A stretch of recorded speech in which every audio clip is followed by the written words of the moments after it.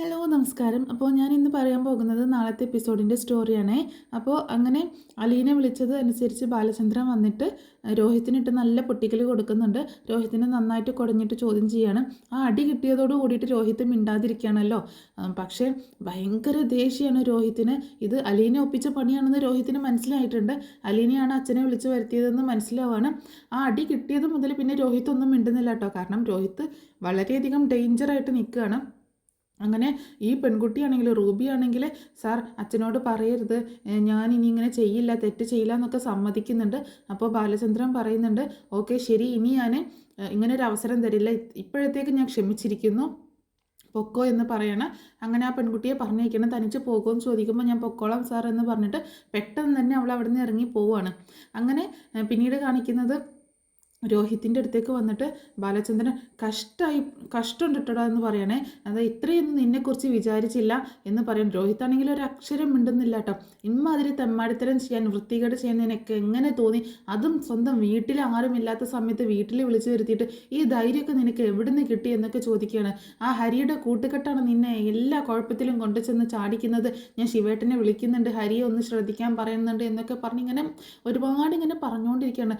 രോഹിത്ത് എല്ലാ ദേഷ്യവും കടിച്ചമർത്തി അങ്ങനെ നിൽക്കട്ടെ, ഒന്നും പ്രതികരിക്കുന്നില്ല, തല താഴ്ത്തി അങ്ങനെ നിൽക്കുകയാണ്. ബാലചന്ദ്രനോട് ഒന്നും സംസാരിക്കുന്നില്ല. അതേസമയം റൂബി പെട്ടെന്ന് തന്നെ താഴേക്ക് ഇറങ്ങി പോവാണല്ലോ. അപ്പോൾ താഴെ അലീന നിൽക്കുന്നുണ്ടായിരുന്നു. അപ്പോൾ അലീനയെ ഇങ്ങനെ രൂക്ഷമായിട്ട് നോക്കുന്നുണ്ട്. അപ്പോൾ അലീന ആ കുട്ടിയെ ഇങ്ങനെ നോക്കുന്നേ ഉള്ളൂ, ഒന്നും പറയുന്നൊന്നുമില്ല കേട്ടോ. റൂബിക്കാണെങ്കിൽ ദേഷ്യവും സങ്കടവും ഇങ്ങനെയൊക്കെ സംഭവിച്ചു പോയല്ലോ, അപമാനവും എല്ലാം കൊണ്ട് റൂബിയും തന്നെ തല താഴ്ത്തി വളരെ ദേഷ്യത്തോട് കൂടിയിട്ട് അലീനയെ നോക്കിക്കൊണ്ട് പെട്ടെന്ന് അവിടെ നിന്ന് അങ്ങോട്ട് പോവുകയാണ്. അലീനയ്ക്ക് ഒരു ആശ്വാസം തോന്നുകയാണ്. കാരണം വേറെ പ്രശ്നങ്ങളിലേക്കൊന്നും പോയില്ലല്ലോ എന്നുള്ളൊരു ആശ്വാസമുണ്ട്. പക്ഷേ ഇനി ഇവിടെ എന്തൊക്കെയാണ് സംഭവിക്കാൻ പോകുന്നത്, രോഹിത്തിൻ്റെ പ്രതികരണം എങ്ങനെയായിരിക്കും എന്നൊക്കെ ഉള്ളതിൽ ആകെ ആശങ്കയുണ്ട് കേട്ടോ. അങ്ങനെ അലീന താഴെ തന്നെ നിൽക്കുകയാണ്. ആ സമയത്ത് ബാലചന്ദ്രൻ താഴേക്ക് ഇറങ്ങി വരുന്നുണ്ട്. വളരെ തകർന്ന ഒരു മനുഷ്യനായിട്ടാണ് കേട്ടോ ബാലചന്ദ്രൻ ഇറങ്ങി വരുന്നത്. ആകെ വിഷമിച്ചുകൊണ്ടാണ് ഇറങ്ങി വരുന്നത്. ബാലചന്ദ്രൻ്റെ ആ ഒരു അവസ്ഥ കണ്ടിട്ട് അലീനയ്ക്ക് തന്നെ ഭയങ്കര വിഷമമാവുകയാണ്. അലീനയോട് എനിക്ക് കുടിക്കാൻ എന്തെങ്കിലും എടുക്കുക എന്ന് പറയുന്നത്. അലീന പെട്ടെന്ന് പോയിട്ട് കുടിക്കാൻ ലൈം ജ്യൂസൊക്കെ ഉണ്ടാക്കി കൊണ്ടുപോയി കൊടുക്കുകയാണ്. അങ്ങനെ അത് കുടിച്ച് ആ ഡൈനിങ് ടേബിളിൽ അവിടെ എങ്ങനെ ഇരിക്കുകയാണ്. ബാലചന്ദ്രൻ ഒന്നും പറയുന്നില്ല കേട്ടോ, അലീനയോട് ഒന്നും തന്നെ ചോദിക്കുന്നില്ല. അങ്ങനെ സംസാരിക്കുന്നുണ്ട്. എന്താ സാർ, എന്താ പറ്റിയെന്ന് ചോദിക്കുമ്പോൾ എൻ്റെ മോളെ, ഞാൻ ഒരിക്കലും അവൻ്റെ അടുത്ത് നിന്ന് ഇങ്ങനൊരു പ്രവൃത്തി ഞാൻ പ്രതീക്ഷിച്ചതേ അല്ല എന്ന് പറയണേ. അപ്പോൾ മുത്തശ്ശിയാണെങ്കിൽ റൂമിൽ നിന്ന് വിളിക്കുന്നുണ്ട്, മോളെ അലീന എന്താണ് അവിടെ, ആരാ വന്നേ, ബാലൻ വന്നോന്നൊക്കെ വിളിച്ച് ഇങ്ങനെ ചോദിക്കുന്നുണ്ട്. അങ്ങനെ പെട്ടെന്ന് അലീന മുത്തശ്ശിയുടെ അടുത്തേക്ക് പോകണം. ഞാൻ ഇപ്പോൾ വരാം സാർ എന്ന് പറഞ്ഞിട്ട് പോവാണ്. പോവാൻ നിൽക്കുന്ന സമയത്താണ് മുകളിൽ ഭയങ്കര ശബ്ദം കേൾക്കുന്നത് കേട്ടോ. എന്തൊക്കെയോ താഴെ മറിഞ്ഞ് വീഴുകയും അങ്ങനെയൊക്കെയുള്ള ശബ്ദം കേൾക്കുന്നത് മുകളിൽ നിൽക്കുന്ന സമയത്താണ്. ഇവർ താഴെ നിൽക്കുമ്പോഴാണ്, അലീന മുത്തശ്ശിയുടെ അടുത്തേക്ക് പോകാൻ നിൽക്കുമ്പോഴാണ് പെട്ടെന്ന് എന്താ സംഭവിച്ചതെന്ന് അറിയാനായിട്ട് ബാലചന്ദ്രൻ ഓടി മുകളിലേക്ക് കയറുകയാണ്. അപ്പോൾ അലീന എന്തായിരിക്കും അവിടെ സംഭവിച്ചിട്ടുണ്ടാവുക എന്നുള്ള ഒരു ആശങ്കയിൽ ഇങ്ങനെ നിൽക്കുകയാണ്. എന്നിട്ട് മുത്തശ്ശിയുടെ അടുത്തേക്ക് ചെന്നിട്ട് പറയുന്നുണ്ട്, മുത്തശ്ശി ആ പെൺകൊച്ച് പോയി സാറ് വന്നു എന്നൊക്കെ പറയണേ. അവനെന്താ വല്ല ഉപദ്രവിക്കുകയൊക്കെ ചെയ്തോ രോഹിത്തിനെ? അവനാണെങ്കിൽ ഭയങ്കര ദേഷ്യക്കാരനാണ്. പിന്നെ അവിടെ എന്താ സംഭവിക്കാമെന്നൊന്നും അറിയാൻ പറ്റത്തില്ല എന്ന് പറയുമ്പോൾ, അറിയില്ല മുത്തശ്ശി, തല്ലിയിട്ടുണ്ടെന്നാണ് തോന്നുന്നത്, രോഹിത്ത് എന്തൊക്കെയോ സംസാരിക്കുന്നതും കേട്ടോ. പിന്നെ ഇപ്പോൾ അവിടുന്ന് എന്തൊക്കെയോ ബഹളം കേട്ടിട്ട് സാറ് മുകളിലേക്ക് പോയി നോക്കിയിട്ടുണ്ട്, എന്തൊക്കെയോ താഴെ ഇട്ട് പൊട്ടിക്കുന്ന പോലെ സൗണ്ട് കേട്ടു എന്നൊക്കെ പറയാണ് അലീന. അവനിനി എന്തൊക്കെ ഇവിടെ കാണിച്ചു കൂടി, വീട് കീഴ്മേൽ മറിച്ചിടും രോഹിത്ത്. അതാണ് രോഹിത്തിൻ്റെ സ്വഭാവം. ആകെ വാശിയും ദേഷ്യം കൂടുതലാണ്. വൈജയുടെ അതേ വാശിയും ദേഷ്യമൊക്കെ കൂട്ടി വെച്ചേക്കാണ് അവന്. അതേ സ്വഭാവമാണ് അവന്. ഒന്നും കൂടെ എന്താ പറയുക, വാശി കയറ്റാനായിട്ട് വൈജ ഫുൾ സപ്പോർട്ടാണ് അവന്. അവൻ എന്ത് ചെയ്താലും വൈജ ഒന്നും പറയത്തില്ല എന്നൊക്കെ പറയാണ്. അതേസമയം നമ്മുടെ ബാലചന്ദ്രൻ മുകളിലെ റൂമിലെത്തിയ സമയത്ത് കാണുന്ന കാഴ്ച, ആ ഡോർ അടച്ചിട്ടുണ്ടായിരുന്നു, ആ ഡോറ് തള്ളി തുറന്നുകൊണ്ട് ചെല്ലുന്ന കാണുന്ന കാഴ്ച, അവിടെയുള്ള സകലമാന സാധനങ്ങളും എടുത്ത് നിലത്തിട്ട് എറിഞ്ഞുടച്ചേക്കാണ് രോഹിത്. ആ റൂമിലുള്ള ബുക്സ്, അതുപോലെ ഷെൽഫിലുള്ള സാധനങ്ങൾ എല്ലാം കൊണ്ട് തകർത്ത് തരിപ്പണാക്കിയെന്ന് പറഞ്ഞാൽ ആ റൂമിൽ മൊത്തം അലങ്കോലാക്കിയേക്കാണ്. കയ്യിലൊരു ടൈം പീസും പിടിച്ചിട്ടാണ് നിൽക്കുന്നത്. ഇതെല്ലാം കൂടി കണ്ടിട്ട് ബാലചന്ദ്രനെ ഭയങ്കര ദേഷ്യം വരും. എന്താ രോഹിത് നീ കാണിക്കുന്നത്, നിനക്കെന്താ ഭ്രാന്ത് പിടിച്ചോന്ന് ചോദിക്കുകയാണ്. ആ സമയത്ത് കയ്യിലിരുന്ന ടൈം പീസ് എടുത്തൊരു ഒറ്റ ഏറ് കൊടുക്കുകയാണ്. ബാലചന്ദ്രനെ നോക്കി നിൽക്കും. ഇതോടെയായപ്പോൾ ബാലചന്ദ്രൻ്റെ എല്ലാ കൺട്രോളും വിട്ടുട്ടാ. ബാലചന്ദ്രൻ, നീ എന്ത് വിചാരിച്ചാണ് ജീവിക്കുന്നത് ഇവിടെ? ഇവിടെ ജീവിക്കുമ്പോൾ എൻ്റെ ഇഷ്ടത്തിന് ഇവിടുത്തെ രീതിയിൽ ജീവിക്കണം, അല്ല നിൻ്റെ തോന്നിവാസത്തിന് ജീവിക്കാൻ പറ്റത്തില്ല എന്നൊക്കെ പറഞ്ഞ് വീണ്ടും വഴക്ക് പറയുമ്പോൾ വളരെ ദേഷ്യത്തോട് കൂടിയിട്ട് വീണ്ടും അവിടെ കിടന്ന സാധനങ്ങളൊക്കെ എറിഞ്ഞുടയ്ക്കാൻ നോക്കുക, അല്ലാതെ ഒന്നും പറയുന്നില്ല കേട്ടോ. എന്നിട്ട് വീണ്ടും ബാലചന്ദ്രൻ പിടിച്ച് തല്ലാനായിട്ട് കൈ പിടിക്കുമ്പോൾ ആ കയ്യെ കയറി പിടിക്കണം, ഇനി എന്നെ തല്ലിയിട്ടുണ്ടെങ്കിൽ എൻ്റെ സ്വഭാവം മാറും, അച്ഛനാണെന്ന് ഞാൻ നോക്കില്ല എന്നൊക്കെ പറയുന്നത്. അത് കേട്ടിട്ട് ബാലചന്ദ്രൻ ആകെ തകർന്നു പോകട്ടോ. മകൻ്റെ വായിൽ നിന്ന് ഇങ്ങനെ ഒരു സംസാരം കേട്ടപ്പോൾ ആകെ വിഷമാവുകയാണ്. പിന്നെ ബാലചന്ദ്രൻ കൈ പിൻവലിക്കുന്നുണ്ട്. അങ്ങനെ ബാലചന്ദ്രന് നല്ല സങ്കടമായി. അവൻ കയ്യിൽ കയറി പിടിച്ചതും തൻ്റെ മുഖത്ത് നോക്കിയിട്ട് നിങ്ങളാരെ എൻ്റെ കാര്യത്തിൽ ഇടപെടാൻ എന്നൊക്കെ ചോദിക്കുകയൊക്കെ ചെയ്യുന്നുണ്ട് കേട്ടോ രോഹിത്. അതൊക്കെ കൂടി കേട്ടപ്പോൾ ബാലചന്ദ്രൻ ആകെ തകർന്നു പോവാണ്. എൻ്റെ കാര്യം നോക്കാൻ എനിക്കറിയാം, ഞാനൊരു ആൺകുട്ടിയാണ്, എനിക്ക് എൻ്റെ കാര്യങ്ങളൊക്കെ കുറച്ച് സ്വാതന്ത്ര്യം വേണം, അതൊന്നും ഇവിടെ ഇല്ലയെന്നാണോ, എനിക്ക് എൻ്റേതായ രീതിയിൽ ജീവിക്കാൻ പറ്റത്തില്ല എന്നൊക്കെ പറയുമ്പോൾ നീ നിൻ്റേതായ രീതിയിൽ ജീവിച്ചോ, പക്ഷേ ഇവിടെ പറ്റത്തില്ല, നിൻ്റെ തോന്നിവാസങ്ങൾ വൃത്തികേടുകൾ കാണിക്കാനുള്ള സ്ഥലമല്ല ഇത് എന്ന് പറയാണ് രോഹിത്തിനോട് ബാലചന്ദ്രൻ. ഞാൻ കാണിച്ചു തരാം, എല്ലാത്തിനും കാരണക്കാരി അവളാണ്, അവൾക്ക് ഞാൻ വെച്ചിട്ടുണ്ട് എന്നൊക്കെ പറഞ്ഞ് ദേഷ്യപ്പെട്ടുകൊണ്ട് പെട്ടെന്ന് തന്നെ ബാഗ് എടുത്തുകൊണ്ട് താഴേക്ക് ഇറങ്ങി വരികയാണ്. എന്നിട്ട് താഴേക്ക് ഇറങ്ങി വരുന്ന സമയത്താണ് മുത്തശ്ശിയുടെ റൂമിൻ്റെ അടുത്ത് അലീന ഇങ്ങനെ നിൽക്കുന്നത് കാണുന്നത്. അപ്പോൾ രോഹിത് അവിടെ എത്തുമ്പോൾ അലീനെ അങ്ങോട്ട് സൂക്ഷിച്ച് നോക്കണം. എന്നിട്ട് നിനക്ക് ഞാൻ തരാടി, നിനക്ക് ഞാൻ ശരിയാക്കി തരാം, നിനക്ക് ഞാൻ വെച്ചിട്ടുണ്ടെന്ന് ഇങ്ങനെ പിറുപുറത്തുകൊണ്ട് അവൾ കേൾക്കുന്ന രീതിയിൽ പിറുപുറത്തുകൊണ്ട് രോഹിത് അവിടെ നിന്ന് പോവാണ്. അങ്ങനെ രോഹിത് പോയതിന് ശേഷം മുത്തശ്ശി ചോദിക്കുന്നുണ്ട്, എന്താ മോളെ അവൻ പറഞ്ഞത്, എന്താ ചോദിക്കുമ്പോൾ എന്തൊക്കെയോ പിറുപിറുത്തോണ്ടാണ് മുത്തശ്ശി പോയത്, എന്തൊക്കെയോ എന്നോടാണ് ദേഷ്യം കാണിക്കുന്നത്, ഞാനാണല്ലോ സാറിനെ വിളിച്ചത്, അതുകൊണ്ട് എല്ലാ ദേഷ്യം എന്നോടായിരിക്കും എന്ന് പറയണം മുത്തശ്ശിയോട് അലീന.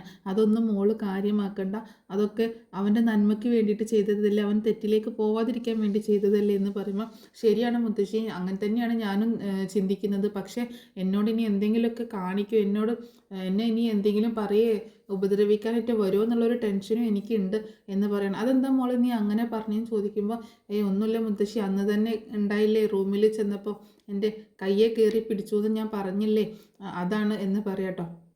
അപ്പം മുത്തശ്ശി പറയുന്നുണ്ട്, മോളെ ആ ഹരിയുടെ കൂട്ടുകെട്ടാണ് ഇതിനൊക്കെ കാരണം, എങ്ങനെയെങ്കിലും ശിവനൊന്ന് നാട്ടിൽ വന്നാൽ മതിയായിരുന്നു, മനു അന്ന് പറഞ്ഞിട്ടും അവരൊന്നും നന്നാവുന്നില്ലല്ലോ എന്നൊക്കെ പറഞ്ഞ് മുത്തശ്ശി ഇങ്ങനെ സങ്കടപ്പെടണം. മോളെന്തായാലും ഒന്ന് സൂക്ഷിക്കണം, ഇനി അവരെന്തെങ്കിലുമൊക്കെ പ്ലാൻ ചെയ്യും, മോളെ കൊടുക്കാനായിരിക്കും നോക്കുക എന്നൊക്കെ പറയണേ.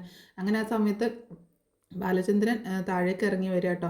അത് അലീന അങ്ങോട്ടേക്ക് ചെല്ലുന്നുണ്ട്. ആ സമയത്ത് അലീന അങ്ങോട്ടേക്ക് ചെല്ലുകയാണ്. എന്താ സാർ, എന്താ അവിടെ സംഭവിച്ചതെന്ന് ചോദിക്കുമ്പോൾ അവൻ്റെ വാശി തീർക്കാണ്, അവൻ്റെ ദേഷ്യം, എല്ലാത്തിനും വളം വെച്ച് കൊടുക്കാൻ ഒരുത്തി ഉണ്ടല്ലോ ഇവിടെ, അവൻ്റെ അമ്മ എല്ലാത്തിനും വളം വെച്ച് കൊടുത്ത് അവനെ അങ്ങനെ വാശി കയറ്റി വളർത്തിയേക്കാണ്. എന്നിട്ട് അവന് കാണിച്ചു കൂട്ടുന്ന ഒരു തെറ്റിന് അവൾ സപ്പോർട്ട് കൊടുക്കാന്നല്ലാതെ ഒന്നും പറയത്തില്ല അവനോട് എന്നൊക്കെ പറയണേ. അപ്പോൾ ആൺപിള്ളേരല്ലേ സാർ, അങ്ങനെ കുറച്ച് വാശിയും ഇതൊക്കെ ഉണ്ടാവും, ആൺപിള്ളേരാണെങ്കിൽ കുറച്ച് വാശിയും ദേഷ്യമൊക്കെ ഉണ്ടാവും, പക്ഷെ അതിന് കൂട്ടാനുള്ള അവസരങ്ങൾ ഉണ്ടാക്കി കൊടുക്കരുത് എന്നൊക്കെ പറഞ്ഞ് ദേഷ്യപ്പെടണം. വൈജയന്തിയോടുള്ള ദേഷ്യം കാണിക്കുന്നുണ്ട്. അങ്ങനെ എന്നിട്ട് അവിടെ ഇരുന്ന് ഇങ്ങനെ സംസാരിക്കുകയാണ്. ആ സമയത്ത് രോഹിത്താണെങ്കിൽ ദേഷ്യപ്പെട്ടുകൊണ്ടാണല്ലോ ഇറങ്ങിപ്പോയത്. അപ്പോൾ അലീന പറയുന്നുണ്ട്, ഇതിപ്പോൾ ആകെ അടിയും പിടിയും ഒക്കെ ആയല്ലോ, ഞാൻ ഇങ്ങനെയൊന്നുമല്ല പ്രതീക്ഷിച്ചത്, ഇങ്ങനെയൊന്നും ഉദ്ദേശിച്ചല്ല ഞാൻ ചെയ്തത്, അവന് തെറ്റിലേക്ക് പോവാതിരിക്കാൻ വേണ്ടിയിട്ടാണ് ഞാൻ സാറിനെ വിളിച്ചത്, ഇതിപ്പോൾ എനിക്ക് എതിരെയാണ് എല്ലാവരും തിരിയാന്നാണല്ലോ തോന്നുന്നത് എന്നൊക്കെ പറയുമ്പോൾ അതിന് നീ എന്ത് ചെയ്തു അലീന, നീ നല്ല കാര്യമല്ലേ ചെയ്തത്, നീ ഇത് തന്നെയാണ് ചെയ്യേണ്ടതും, ഇങ്ങനെ തെറ്റ് മുന്നിൽ കാണുമ്പോൾ നമ്മൾ പ്രതികരിക്കുക വേണം, അല്ലാതെ അതിന് അനുവദിച്ച് കൊടുക്കുകയല്ല വേണ്ടത്, മോള് ചെയ്തത് 100% ശരിയാണ് എന്ന് പറയാട്ടോ. അപ്പോൾ അലീന പറയുന്നുണ്ട്, എന്നാലും സാർ ഇനി മാഡം വരുമ്പോൾ എങ്ങനെയായിരിക്കും പ്രതികരിക്കുക, രോഹിത്തിനി എന്നോട് എങ്ങനെയായിരിക്കും പ്രതികരിക്കുക എന്നൊക്കെ ചോദിക്കുകയാണ്. അതൊന്നും കാര്യമാക്കണ്ട, എന്ത് വന്നാലും ഞാനുണ്ടാകും നിൻ്റെ കൂടെ, നിന്നെ സപ്പോർട്ട് ചെയ്തിട്ട്, കാരണം നീ തെറ്റൊന്നും ചെയ്തിട്ടില്ല എന്നുള്ളത് എനിക്കറിയാം, കാരണം ഇങ്ങനൊരു തെറ്റ് കൺമുന്നിൽ കണ്ടപ്പോൾ അത് വിളിച്ചു പറയാനുള്ള മര്യാദ നീ കാണിച്ചില്ലേ, അല്ലാതെ ജോലിക്ക് നിൽക്കുന്ന വീട്ടിലെ ഏതെങ്കിലും പെൺകുട്ടി അവർ വീട്ടുകാരെന്തെങ്കിലും ചെയ്യുന്നതിൽ ഓർത്തിട്ട് വിഷമിക്കേണ്ട കാര്യമൊന്നുമില്ലല്ലോ, പക്ഷെ മോൾ അങ്ങനെയല്ലല്ലോ ചെയ്തത്, അവൻ്റെ നല്ലതിന് വേണ്ടിയിട്ടല്ലേ ചെയ്തത്, അതുകൊണ്ട് നല്ല പ്രവൃത്തിയാണ് ചെയ്തത്, ഒരു തെറ്റും ഇല്ലയെന്ന് പറയണം. സാധാരണ വീട്ടുജോലിക്കാർ ഇതിലൊന്നും ഇടപെടാതെ എന്തെങ്കിലും ആവട്ടെ എന്നും പറഞ്ഞ് മാറി നിൽക്കാറാണ് പതിവ്, പക്ഷെ മോള് ചെയ്ത കാര്യം എന്ന് പറഞ്ഞിട്ടുണ്ടെങ്കിൽ സ്വന്തം സഹോദരനെ പോലെ കണ്ടിട്ടല്ലേ അങ്ങനെ ചെയ്തതെന്ന് ചോദിക്കണം. അതേ സാർ, ഞാൻ എൻ്റെ സ്വന്തം അനിയനെ പോലെ തന്നെയാണ് കാണുന്നത്, എൻ്റെ സ്വന്തം അനിയൻ തന്നെയാണ്, അതുകൊണ്ടാണ് അവൻ തെറ്റിലേക്ക് പോകുന്നത് എനിക്ക് സഹിക്കാൻ പറ്റാത്തത്. രോഹിത് ഒരിക്കലും നല്ല ചീത്ത കുട്ടിയായിട്ട് വളരാൻ പാടില്ല, നല്ല കുട്ടിയാണ് രോഹിത്, പക്ഷെ അവനിൽ കുറച്ച് വിഷം കുത്തിവെക്കുന്നത് മറ്റു ചിലരാണ് എന്ന് പറയുമ്പോൾ അത് ശരിയാണ് നീ പറഞ്ഞത്, ഹരിയാണ് അവൻ്റെ മനസ്സിൽ കുറേ വിഷങ്ങളൊക്കെ കുത്തിവെക്കുന്നത്, അതുകൊണ്ടാണ് അവൻ ഇങ്ങനെയൊക്കെ വഷളായി പോകുന്നത്, അതിനെന്തായാലും ഞാനൊരു പ്രതിവിധി ഉടനെ തന്നെ കാണുന്നുണ്ട് എന്ന് പറയണം. എന്തൊക്കെയാണെങ്കിലും ആകെ അടിപിടി ബഹളമൊക്കെ ആയി സാർ, ഞാൻ ഇങ്ങനെയൊന്നുമല്ല പ്രതീക്ഷിച്ചത്, ഇപ്പം ആകെ പ്രശ്നമായില്ലേ, എന്തൊക്കെ സംഭവിച്ചു കഴിഞ്ഞാലും ഇവിടെ ആർക്ക് വേദനിച്ചു കഴിഞ്ഞാലും എനിക്കും കൂടെ വേദനിക്കും.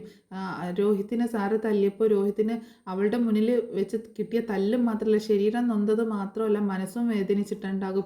അതും എനിക്ക് സങ്കടം തന്നെയാണ്. ഇപ്പോൾ സാറാണെങ്കിലും വിഷമിക്കുമ്പോൾ എനിക്ക് വിഷമമുണ്ട്. സാറ് വിഷമിക്കുമ്പോൾ മകനെക്കുറിച്ച് ഓർത്തുള്ള വിഷമം, അതും എനിക്ക് വിഷമമുണ്ട്.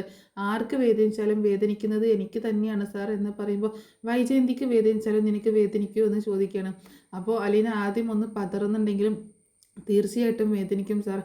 മാഡം എന്നെ എന്തൊക്കെ പറഞ്ഞാലും എനിക്ക് യാതൊരു കുഴപ്പമില്ല. എന്നോട് എത്ര ദേഷ്യപ്പെട്ടാലും എനിക്ക് യാതൊരു കുഴപ്പമില്ല. എന്നെ വഴക്ക് പറഞ്ഞാലോ തല്ലിയാലോ എന്തൊക്കെ ചെയ്താലും കള്ളിയാക്കിയാലോ ഒന്നും എനിക്ക് കുഴപ്പമില്ല. എനിക്ക് മാഡത്തോട് യാതൊരു വെറുപ്പോ ഒന്നും തന്നെ ഇല്ല എന്ന് പറയുമ്പോൾ, നീ മാത്രമേ ഉണ്ടാവുള്ളൂ അലീന ഈ ലോകത്ത് ഇതുപോലെ വൈജയന്തിയെ സപ്പോർട്ട് ചെയ്തുകൊണ്ട് സംസാരിക്കുന്നത് എന്ന് പറയണം. ഇവിടെ എത്രയോ വേലക്കാരികൾ, എത്രയോ സെർവൻസ് ഇവിടെ വന്ന് നിന്ന് പോയിട്ടുണ്ട്. പക്ഷേ എല്ലാവർക്കും വൈജയോട് ദേഷ്യവും പിണക്കവും ഒക്കെയാണ്, വെറുപ്പാണ് അവർക്കൊക്കെ. വൈജയെ കണ്ണിൻ്റെ നേരെ പോലും കാണുന്നത് ഇഷ്ടമല്ല. വൈജ അവരോട് പെരുമാറുന്നത് അങ്ങനെയാണ്. ഇപ്പം തന്നെ നിന്നോട് കണ്ടില്ലേ ഇങ്ങനെയൊക്കെ പെരുമാറുന്നത്. പക്ഷേ എന്നിട്ടും നീ എന്തുകൊണ്ടാണ് അവളെ ഇത്രയധികം ഇഷ്ടപ്പെടുകയും സ്നേഹിക്കുകയൊക്കെ ചെയ്യുന്നതെന്ന് ചോദിക്കുമ്പോൾ, എൻ്റെ അമ്മയല്ലേ സാർ എന്ന് പറയണേ. ആ മെല്ലെ കേട്ടോ അലീന അത് പറയുന്നത്. എന്താ നീ പറഞ്ഞത്? അല്ല, ഞാൻ ഉദ്ദേശിച്ചത് എൻ്റെ അമ്മയെപ്പോലെയാണ് ഞാൻ കാണുന്നത്. എനിക്ക് അമ്മയോ അച്ഛനോ ഒന്നും ഇല്ലല്ലോ. അപ്പോൾ ഞാൻ ഇവിടെ ഉള്ളവരെയൊക്കെ എൻ്റെ അമ്മയും സാറിനെ ഞാൻ എൻ്റെ അച്ഛനായിട്ടും അതുപോലെ എൻ്റെ സഹോദരങ്ങളായിട്ടാണ് ഇവിടെ കാണുന്നത്. മുത്തശ്ശി എൻ്റെ സ്വന്തം മുത്തശ്ശിയാണ് എന്നൊക്കെ പറയണ അലീന. ഇതൊക്കെ കേട്ടിട്ട് ബാലചന്ദ്രന് ഭയങ്കര വിഷമമാണ്. അപ്പോൾ സ്വന്തം വീട് പോലെയാണ് അലീന ഈ വീടിനെ കാണുന്നത് എന്നറിഞ്ഞപ്പോൾ ബാലന് ഭയങ്കര സന്തോഷം തോന്നുന്നുണ്ട്. കാരണം അതുകൊണ്ടാണല്ലോ രോഹിത് ഇങ്ങനെ ഒരു കാര്യം ചെയ്തപ്പോൾ പെട്ടെന്ന് തന്നെ അവന് എന്തെങ്കിലും സംഭവിക്കും എന്നുള്ളൊരു ആദി കയറിയതും അത് വിളിച്ചറിയിച്ചതും ഒക്കെ അവന് തെറ്റിലേക്ക് പോവാതിരിക്കാനൊക്കെ ആയിട്ട്. അപ്പോൾ നീ മാത്രമേ ഉണ്ടാവുള്ളൂ ഇങ്ങനെ ചിന്തിക്കുന്നത് എന്നൊക്കെ പറഞ്ഞ് അലീനയോട് ഇങ്ങനെ സംസാരിക്കുകയാണ് ബാലചന്ദ്രൻ. എന്താണെങ്കിലും ഇനി ഇതിൻ്റെ വരായികളൊക്കെ ഇനി എന്തൊക്കെ സംഭവിക്കാൻ പോകണമെന്നൊന്നും അറിയില്ല. രോഹിത് ഇനിയിപ്പോൾ നേരെ പോയിട്ടുണ്ടാവോ കോളേജിലേക്കാവോ, ആ പെൺകുട്ടി വീട്ടിലെത്തിയിട്ടുണ്ടാവോ എന്നൊക്കെ ഇങ്ങനെ അലീന ചോദിക്കുമ്പോൾ, അതൊക്കെ പുറത്തിറങ്ങിക്കഴിഞ്ഞാൽ ഇതൊക്കെ മറക്കും. അവർക്ക് ഇങ്ങനെ ഒരു വിഷയം, ഇതൊന്നും ഇപ്പോഴത്തെ പിള്ളേർക്ക് തലയിൽ കയറുന്ന വിഷയങ്ങളേ അല്ല. അവർക്ക് വാശി ദേഷ്യം അത് മാത്രമേ ഉള്ളൂ. എന്താണെങ്കിലും എന്തെങ്കിലുമൊക്കെ അവൻ ഒപ്പിച്ചുകൊണ്ട് വരും എന്ന് പറയുകയാണ് ബാലചന്ദ്രൻ. അങ്ങനെ പിന്നീട് കാണിക്കുന്നത് നമ്മുടെ രേവതിക്കുട്ടി നമ്മുടെ ഗ്രേസമ്മയും കൂടെ ആ റൂമിൽ ഇങ്ങനെ ഇരുന്ന് സംസാരിക്കുന്ന കേട്ടോ. അപ്പോൾ ജോമോൻ്റെ കുറേ വിശേഷങ്ങൾ ഇങ്ങനെ രേവതിക്കുട്ടിയോട് ഇങ്ങനെ പറഞ്ഞ് കരയാണ് ഗ്രേസമ്മ. എന്നിട്ട് പിന്നെ ഗ്രേസമ്മ തന്നെ പറയുന്നുണ്ട്, ഇല്ല ഇനി ഞാൻ കരയില്ല. കാരണം ഇത്രയൊക്കെ എൻ്റെ മോള് ചെയ്തില്ലേ, എനിക്ക് വേണ്ടിയിട്ട്, എൻ്റെ ജോമോന് വേണ്ടിയിട്ട് ചെയ്തില്ലേ, ഇനി നമുക്കിവിടെ ഇരുന്ന് സംസാരിക്കാം, മോനോട് സംസാരിക്കാം എന്നൊക്കെ പറയുമ്പോൾ രേവതിക്കുട്ടി പറയുന്നുണ്ട്, അത് തന്നെയാണ് വേണ്ടത് ആൻറ്റി എന്ന് പറയണേ. അപ്പോൾ മോള് അന്ന് പറഞ്ഞപ്പോഴൊന്നും എനിക്ക് മനസ്സിലായില്ല. പക്ഷേ ഇന്ന് ഞാൻ മനസ്സിലാക്കുകയാണ്, ഞാൻ ഇത്രയും നാൾ ഇങ്ങോട്ടേക്ക് വരാതിരുന്നത് വലിയ തെറ്റായിപ്പോയി. എൻ്റെ മോൻ എന്തുമാത്രം വിഷമിച്ചിട്ടുണ്ടാവും. അന്നൊക്കെ ഞാൻ അടുത്ത് വന്നിരിക്കുമ്പോഴും മമ്മി ഒന്ന് എഴുന്നേറ്റിപ്പോൾ ഞാനൊന്ന് ഉറങ്ങട്ടെ എന്നൊക്കെ പറഞ്ഞതോർത്തിട്ട് അവനിപ്പോൾ എന്തുമാത്രം വിഷമിക്കുന്നുണ്ടാകും എന്നൊക്കെ ഓർത്ത് ഗ്രേസമ്മ ഇങ്ങനെ പറയണം. എന്താണെങ്കിലും ഇനി എല്ലാ ദിവസവും ഈ റൂമിലേക്ക് വരണം, ഇവിടെ ഇരുന്ന് ഇങ്ങനെ സംസാരിക്കണം, എൻ്റെ മോനോട് സംസാരിക്കണം, പ്രാർത്ഥിക്കണം എന്നൊക്കെ പറയണം. അങ്ങനെ ആ സമയത്താണ് രേവതിക്കുട്ടി ആ ഫോൺ എടുത്തുകൊണ്ടൊന്ന് കൊടുക്കണം കേട്ടോ. ഇത് ഇങ്ങനെ ചാർജ് ഉണ്ടായിരുന്നില്ല, ഞാൻ ചാർജിലിട്ടതാണ് എന്ന് പറഞ്ഞ് കാണിച്ചു കൊടുക്കണം. ഇത് ജോമോൻ്റെ ഫോണാണ് എന്ന് പറയണം. അങ്ങനെ അത് ഓൺ ആക്കി നോക്കുമ്പോൾ അതിൽ പാസ്വേഡ് ഉണ്ടായിരുന്നു. ഇത് ഓപ്പൺ ആക്കാൻ പറ്റുന്നില്ലല്ലോ എന്ന് പറയണം. ഇത് എങ്ങനെയാണ് ഓപ്പൺ ആക്കുക എന്നൊക്കെ പറഞ്ഞിട്ടാണ് ഗ്രേസമ്മയുടെ കയ്യിൽ കൊടുക്കുന്നത്. കാരണം രേവതിക്കുട്ടിക്ക് അതിൻ്റെ ABCD ഒന്നും അറിയത്തില്ലല്ലോ. അങ്ങനെ ഗ്രേസമ്മ അത് ഓണാക്കി നോക്കുമ്പോൾ അതിന് പാസ്വേഡ് ഉണ്ടായിരുന്നു. അങ്ങനെ ആ പാസ്വേഡ് ഗ്രേസമ്മയ്ക്ക് അറിയായിരുന്നു കേട്ടോ. അങ്ങനെ ഗ്രേസമ്മ ആ ഫോണ് ഓപ്പൺ ചെയ്യണം. അപ്പോൾ അതിൻ്റെ സ്ക്രീനിൽ തന്നെ ഷെറിനും ജോമോനും തമ്മിലുള്ള ഫോട്ടോയാണ് വെച്ചിട്ടുള്ളത്. അത് കാണുമ്പോൾ ഗ്രേസമ്മയ്ക്ക് ഭയങ്കര വിഷമമാവുകയാണ്. അതിലേക്ക് നോക്കാനേ പറ്റുന്നില്ല. അപ്പോൾ അതിൻ്റെ പാസ്വേഡ് രേവതിക്കുട്ടീനെ കാണിക്കുന്നുണ്ട് ഇതിങ്ങനെയാണ് എന്നുള്ളത്. അപ്പോൾ അതിലെ ഗാലറി ആട്ടോ അവരെടുത്ത് നോക്കുന്നത്. ഗാലറി എടുത്ത് നോക്കുമ്പോൾ അതിൽ കുറേ ഫോട്ടോസ് കാണുകയാണ്. ഗ്രേസമ്മ അതായത് ജോമോനും ഈ നമ്മുടെ ഷെറിനും കൂടിയുള്ള കുറേ ഫോട്ടോസ് കാണുകയാണ്. അവർ ഒന്നിച്ച് പോയതും ടൂറ് പോയതും അങ്ങനെ റിസോർട്ടിൽ താമസിച്ചതും അങ്ങനെയായിട്ടുള്ള കുറേ ഫോട്ടോസ് കാണുകയാണ്. അപ്പം വിവാഹത്തിന് മുന്നേ തന്നെ അവരിങ്ങനെ ഒരുമിച്ച് യാത്ര ചെയ്യുകയും ഒരുമിച്ച് താമസിക്കുകയും ചെയ്തിട്ടുണ്ട് എന്നുള്ള കാര്യമൊക്കെ രേവതിക്കുട്ടിക്ക് മനസ്സിലാവുകയാണ്. അപ്പോൾ ഗ്രേസമ്മയ്ക്കാണെങ്കിൽ അത് ആദ്യത്തെ അറിവായിരുന്നു കേട്ടോ. അപ്പോൾ ഇവരിങ്ങനെ ഒരുമിച്ച് യാത്ര ചെയ്തിട്ടുണ്ടായിരുന്നു എന്നുള്ളതൊക്കെ. എൻഗേജ്മെൻറ്റ് ഒക്കെ റെഡി ആയിട്ടുണ്ടായിരുന്നെങ്കിലും പക്ഷേ ഇങ്ങനെ ഒരുമിച്ച് യാത്ര ചെയ്ത് താമസിച്ചു എന്നുള്ളതൊക്കെ കണ്ടപ്പോൾ ഒരു വല്ലായ്മ തോന്നുന്നുണ്ട്. എന്താണെങ്കിലും ആ പെൺകുട്ടി ഇപ്പോൾ എവിടെയായിരിക്കുമോ എന്നിങ്ങനെ ചോദിക്കുകയാണ് രേവതിക്കുട്ടി. ഈ ചേച്ചി ഇപ്പോൾ എവിടെയായിരിക്കും, വിവാഹം കഴിഞ്ഞിട്ടുണ്ടാവുമോ എന്നൊക്കെ ചോദിക്കുമ്പോൾ ഞങ്ങൾ പിന്നെ അതിനെപ്പറ്റി അന്വേഷിച്ചിട്ടേ ഇല്ല മോളെ. കാരണം എന്താണെന്ന് വെച്ചാൽ അങ്ങനെ ഒരു മാനസികാവസ്ഥയിലായിരുന്നില്ല ഞങ്ങൾ. ആകെ തകർന്നു പോയി എന്ന് പറഞ്ഞതല്ലേ. പിന്നെ എൻ്റെ മാനസിക നില പോലും തെറ്റിപ്പോയി. ഞാനിവിടെ ഓരോ റൂമിലും എൻ്റെ മോനെ വിളിച്ചിട്ട് മോനെ എന്ന് വിളിച്ചിട്ട് ഞാനിങ്ങനെ അന്വേഷിച്ചുകൊണ്ട് നടക്കലായിരുന്നു. ലാസ്റ്റ് മരുന്നൊക്കെ കഴിച്ചിട്ടാണ് അതൊക്കെ ഒന്ന് ഓക്കെ ആയത് എന്ന് പറയണം. ഇവളെ കുറിച്ച് പിന്നെ ഞങ്ങൾ അന്വേഷിച്ചിട്ടേ ഇല്ല എന്ന് പറയണം. അപ്പോൾ എവിടെയാണ് ഈ ചേച്ചിയുടെ വീട് എന്നൊക്കെ ചോദിക്കുമ്പോൾ ആറ്റുപുഴയിലാണ് ഷെറിൻ്റെ വീട്. ഒരു വലിയ ഫാമിലിയാണ്, വലിയ കുടുംബമാണ്. കുരിശിങ്കൽ ഫാമിലി എന്ന് പറഞ്ഞിട്ടുണ്ടെങ്കിൽ വലിയ ഫാമിലിയാണ്. ഒരുപാട് റബ്ബറും എസ്റ്റേറ്റുകളൊക്കെ ഉള്ള ആളാണ് ഷെറിൻ്റെ അച്ഛൻ. ഒരു വലിയ അബ്കാരി ആണ്, ഒരു വലിയ ബിസിനസ്സുകാരനാണ്. അപ്പോൾ അങ്ങനെയൊക്കെ പറയണം. പിന്നെ ഒരു സഹോദരനുണ്ട്, അത് മിലിറ്ററിയിലാണ്. മൂത്ത സഹോദരനാണ്, മിലിറ്ററിക്കാരനാണ്. പിന്നെ അങ്ങനെയുള്ള ഡീറ്റെയിൽസൊക്കെ ഇങ്ങനെ പറഞ്ഞു കൊടുക്കുകയാണ്. അപ്പോൾ ഇതിൻ്റെ സത്യാവസ്ഥയൊന്നും അറിയില്ലല്ലോ. ഇവർ ഇങ്ങനെ ഫോട്ടോസ് ഇങ്ങനെ കാണുന്ന അത്ര മാത്രമേ ഉള്ളൂ. അങ്ങനെ ആ ഫോട്ടോസൊക്കെ നോക്കി അവരങ്ങനെ കുറച്ച് നേരം സംസാരിച്ചുകൊണ്ടിരിക്കുകയാണ്. അപ്പോൾ ഷെറിൻ്റെ വീടിനെക്കുറിച്ചും വീട്ടുകാരെക്കുറിച്ചൊക്കെ ഇങ്ങനെ സംസാരിച്ചുകൊണ്ടിരിക്കുകയാണ്. അതേസമയം പിന്നീട് കാണിക്കുന്നത് രോഹിത്ത് ഹരിയെ കാണാനായിട്ട് ചെല്ലുന്ന കേട്ടോ. ഹരിയെ വിളിക്കുന്നുണ്ട്, ഫോൺ വിളിക്കുന്നുണ്ട്. എടാ നീ എവിടെയാണെന്ന് ചോദിക്കുമ്പോൾ എനിക്ക് നിന്നെ അത്യാവശ്യമായിട്ടൊന്ന് കാണണം. എവിടെയാണെന്ന് ചോദിക്കുമ്പോൾ നമ്മുടെ പതിവ് സ്ഥലത്ത്, അങ്ങനെ ഒരു കൊളക്കര ഉണ്ടല്ലോ, അവിടെയാണ് ഇവരധികം പുറത്ത് നിന്ന് കാണാറ്. അങ്ങനെ മറ്റേ റെസ്റ്റോറൻറ്റിലൊന്നും അല്ലാണ്ട് കാണാറ് കേട്ടോ. അങ്ങനെ അവിടെ ചെല്ലുകയാണ്. അപ്പം എന്ത് പറ്റിയെന്ന് ചോദിക്കുകയാണ് ഹരി. ഒന്നും പറയണ്ട, അവളുണ്ടല്ലോ, അവളെ ഞാൻ വെച്ചേക്കത്തില്ല എന്ന് പറഞ്ഞിട്ട് ദേഷ്യപ്പെട്ട് സംസാരിക്കണം. നീ ആരെക്കുറിച്ചാണ് പറയുന്നത് രോഹിത്തെ, ഒന്ന് തെളിയിച്ച് പറ എന്ന് പറയുമ്പോൾ അവനുണ്ടായ സംഭവങ്ങളൊക്കെ പറയണം. റൂബിയെ വിളിച്ച് വീട്ടിലേക്ക് കൊണ്ടുവന്നതും അച്ഛൻ വന്നതും അങ്ങനെയുള്ള കാര്യങ്ങളൊക്കെ പറയട്ടോ. ആഹാ, നീ നല്ല ആളാണല്ലോ, അത്രയ്ക്ക് ധൈര്യമൊക്കെ ഉണ്ടോ നിനക്ക്? റൂബിയെ വിളിച്ച് വീട്ടിലേക്ക് കൊണ്ടുവരാനും മാത്രം ധൈര്യമൊക്കെ ഉണ്ടായോ? ഞാനിത് ഒട്ടും പ്രതീക്ഷിച്ചില്ല കേട്ടോ. ഇത്രയൊക്കെ പരിപാടി ഒപ്പിക്കുന്ന എനിക്കിന്ന് വരെ ധൈര്യം കിട്ടിയിട്ടില്ല അങ്ങനെയൊന്നും. പക്ഷേ നിനക്ക് അത്രയൊക്കെ ധൈര്യം ഉണ്ടായില്ല, അപ്പം നിന്നെ ഞാൻ സമ്മതിച്ചിരിക്കുന്നു. അപ്പം നമുക്ക് എന്നാലും ഇതൊന്ന് ശരിയാക്കി എടുക്കുക വേണം. അലീനയെ നമുക്ക് എന്തെങ്കിലുമൊക്കെ റെഡിയാക്കി എടുക്കണം എന്നൊക്കെ പറയണം. അലീനയ്ക്കിട്ട് നല്ല പണി കൊടുക്കണമെന്ന് പറയണം. അപ്പോൾ രോഹിത്ത് പറയുന്നുണ്ട് വേണം, അവളാണ് ഇതിൽ പാര വെച്ചത്, അവളാണ് അച്ഛനെ വിളിച്ചു വരുത്തിയത്, അല്ലാതെ അച്ഛൻ വരുന്ന സമയമേ അല്ലായിരുന്നു അത്. അതുകൊണ്ട് അവൾക്കിട്ട് നല്ലൊരു പണി കൊടുക്കുക തന്നെ വേണമെന്ന് പറയണം രോഹിത്ത് ഹരിയോട്. അപ്പോൾ ഹരി പറയുന്നുണ്ട് നീ എൻ്റെ കൂടെ ഒന്ന് നിന്ന് തന്നാൽ മതി, അവൾക്കിട്ട് നല്ല പണി നമുക്ക് കൊടുക്കാം. ഒരു ദിവസം ഞാൻ അങ്ങോട്ട് വരാം, ആരുമില്ലാത്ത സമയത്ത് വരാം, പകൽ വരാം, എന്നിട്ട് അവൾക്കിട്ട് നല്ലൊരു പണി കൊടുക്കാം. അവൾ ജന്മത്ത് മറക്കാത്ത, അവൾ ജീവിതത്തിൽ ഒരിക്കലും മറക്കാൻ പറ്റാത്ത ഒരു വിരുന്ന് നമുക്ക് അവൾക്ക് കൊടുക്കാം എന്നൊക്കെ പറയുമ്പോൾ രോഹിത്ത് പറയുന്നുണ്ട് വലിയ പ്രശ്നങ്ങളൊന്നും ആവരുത്, പക്ഷെ അവൾക്കിട്ട് നല്ല പണി കൊടുക്കുകയും വേണം എന്ന് പറയണേ.